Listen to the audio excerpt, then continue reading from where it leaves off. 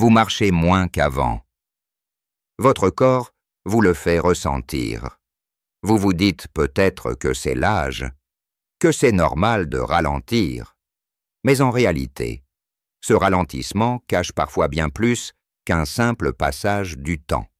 Et si ce n'était pas seulement la marche qui s'arrêtait, mais toute votre vitalité qui se mettait doucement en veille aujourd'hui, je vais vous montrer 5 mouvements doux mais profonds qui peuvent remplacer la marche et parfois faire encore mieux qu'elle. Restez avec moi jusqu'à la fin, car je vous dévoilerai une combinaison que j'utilise avec mes patients pour réactiver la souplesse, la circulation et même l'estime de soi de soi laissée.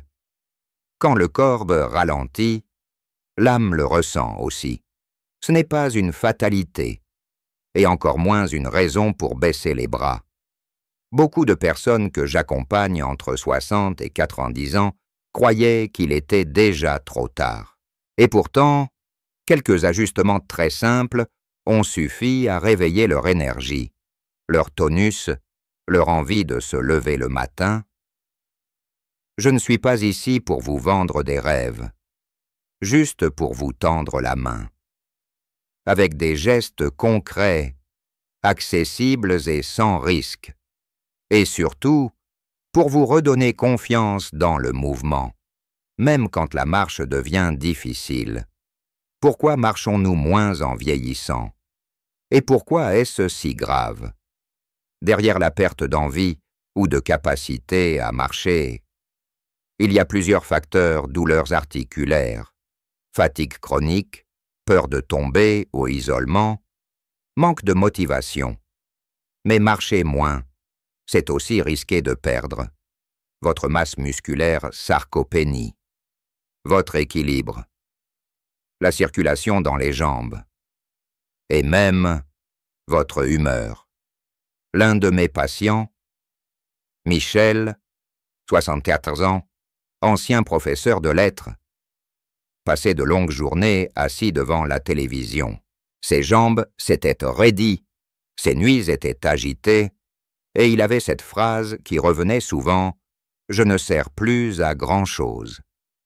Mais un jour, lors d'une consultation, nous avons mis en place une routine de 5 mouvements très doux. 2 mois plus tard, Michel s'était remis à jardiner. Il reprenait même ses promenades. À son rythme, ce n'est pas magique. C'est simplement physiologique, le mouvement active la vie.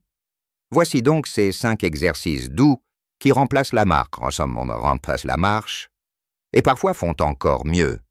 Pas besoin d'équipement, pas besoin de sortir, pas besoin d'être souple, juste vous, votre souffle, et un peu de bienveillance envers votre corps. 1. Le lever assis de la chaise, pour réveiller les muscles profonds des jambes. Asseyez-vous sur une chaise solide, dos droit. Posez bien vos pieds à plat au sol. Levez-vous doucement, sans vous appuyer sur les bras. Puis asseyez-vous à nouveau, lentement. Faites-le 5 à 10 fois, selon votre forme. C'est un mouvement simple, mais il réactive les cuisses, les fessiers, les abdominaux et surtout, la confiance en soi. 2. Le pédalage allongé, pour faire circuler sans se fatiguer. Allongez-vous sur votre lit ou un tapis, soulevez légèrement les jambes et pédalez dans le vide, lentement, comme si vous faisiez du vélo couché. Cela stimule la circulation sanguine, sans pression sur les articulations. Faites 30 secondes, puis reposez-vous. Recommencez 3 fois. 3. Les pointes talons debout, pour l'équilibre et la voûte plantaire. Tenez-vous près d'une table ou d'un mur, pour l'équilibre. Montez sur la pointe des pieds, restez 2 secondes, puis reposez les talons. Ensuite, levez les orteils pour rester en appui sur les talons. Faites cela 10 fois. Ce mouvement réveille les mollets, les chevilles, et renforce l'équilibre. 4. Le balancier des bras. pour libérer la cage thoracique et faire bouger le cœur, debout ou assis. Laissez vos bras pendre de chaque côté. Balancez-les doucement d'avant en arrière, comme un pendule, en rythme avec votre respiration. Ce geste active le haut du corps, libère le diaphragme et donne une sensation de légèreté. Faites-le 1 minute chaque jour. 5. Le mouvement du papillon pour l'ouverture des hanches et du souffle. Asseyez-vous sur un coussin. Les plantes des pieds l'une contre l'autre. Laissez vos genoux tomber vers le sol, sans forcer. Tenez vos chevilles, fermez les yeux et respirez profondément pendant 1 à 2 minutes. Ce mouvement est relaxant, doux, mais profond. Il favorise la souplesse des hanches, la digestion et le calme intérieur. Vous voyez, il ne s'agit pas de performance, mais de présence. Ces gestes, si petits soient-ils, disent à votre corps « Je suis encore vivant ». Chaque jour, quelques minutes suffisent à envoyer un message positif à vos muscles, à votre cœur, à votre esprit. Et surtout, n'attendez pas d'avoir mal pour bouger. Bougez pour ne pas avoir mal. Le plus beau, c'est que ces mouvements réveillent bien plus que les muscles. Ils réveillent aussi un élan intérieur, une petite flamme oubliée. Vous commencez peut-être par vous lever avec moins d'efforts. Puis vous vous surprenez à vouloir faire un peu plus. Un petit tour dans le jardin, une promenade courte, un café pris debout plutôt qu'assis. Et parfois, ce simple changement suffit à redonner une direction aux journées, car le mouvement n'est pas juste un acte mécanique, c'est un signal de vie.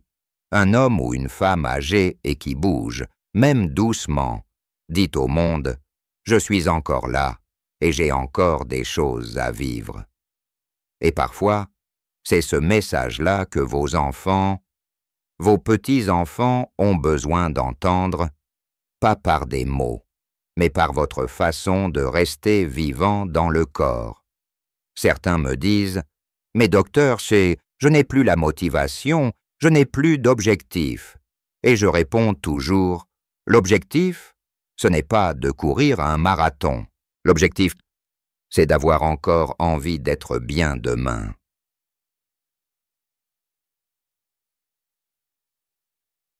Monique, 83 ans, ancienne couturière. Souffrait de douleurs chroniques aux genoux.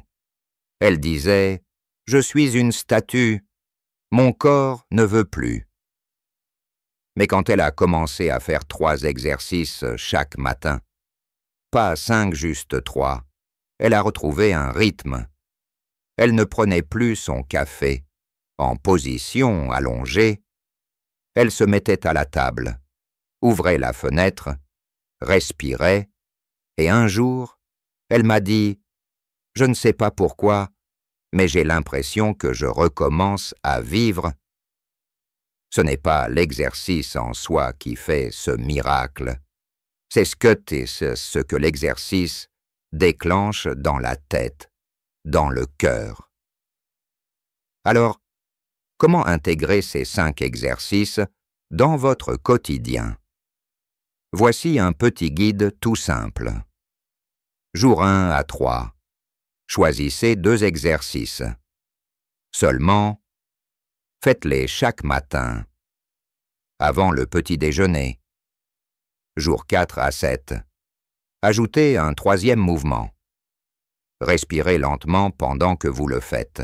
À partir de la 2e semaine, intégrez les 5 en alternant si besoin. Ne vous forcez pas. Ne cherchez pas à bien faire. Cherchez simplement à être là, avec votre souffle, avec votre corps. Quelques minutes. Si vous préférez, mettez une musique douce ou laissez la fenêtre ouverte pour entendre les oiseaux. Faites-en un moment à vous, un rituel, comme un thé chaud ou une caresse du matin. Et surtout, Ne soyez pas seul. Si vous avez un conjoint, proposez-lui de faire un mouvement ensemble. Si vous êtes en maison de retraite, montrez un exercice à un voisin. Si vous êtes en famille, demandez à un petit-fils de le faire avec vous, juste pour rire. Le mouvement est contagieux, et le plaisir aussi. Vous verrez une fois que le corps recommence à sentir. Le sourire revient avec « Et maintenant ?» comme promis. Voici une combinaison spéciale que j'utilise avec certains de mes patients pour réveiller tout le corps, même sans sortir du lit. On l'appelle le cycle des 4 souffles. Inspire assis, bras levés, expire en penchant doucement en avant, inspire en levant d'un genou, expire en relâchant tout. Ce cycle, répété 3 fois, permet d'oxygéner, d'assouplir et surtout de créer un lien entre le souffle et le mouvement. C'est extrêmement puissant pour les personnes fatiguées, en convalescence ou simplement un peu tristes. Essayez-le au réveil et voyez ce que cela change. Et rappelez-vous, chaque petit mouvement que vous faites est une victoire contre l'immobilité, contre le découragement, contre l'idée qu'il serait trop tard. Il n'est jamais trop tard. Tant que vous respirez, tant que vous sentez, tant que vous êtes là, il y a du mouvement possible. Et dans chaque mouvement, il y a une graine de joie. Dites-moi en commentaire lequel est-ce de ces exercices vous parle le plus. Avez-vous déjà essayé ou avez-vous peur de bouger? Votre histoire peut toucher quelqu'un d'autre. Votre mot peut faire du bien. Abonnez-vous si ce n'est pas encore fait. Je vous prépare chaque semaine des vidéos pensées pour vous, avec douceur, risque et utilité. Dans la prochaine vidéo, je vous parlerai d'un aliment très simple, souvent négligé, qui aide à réactiver la circulation dans les jambes, et même dans l'intimité.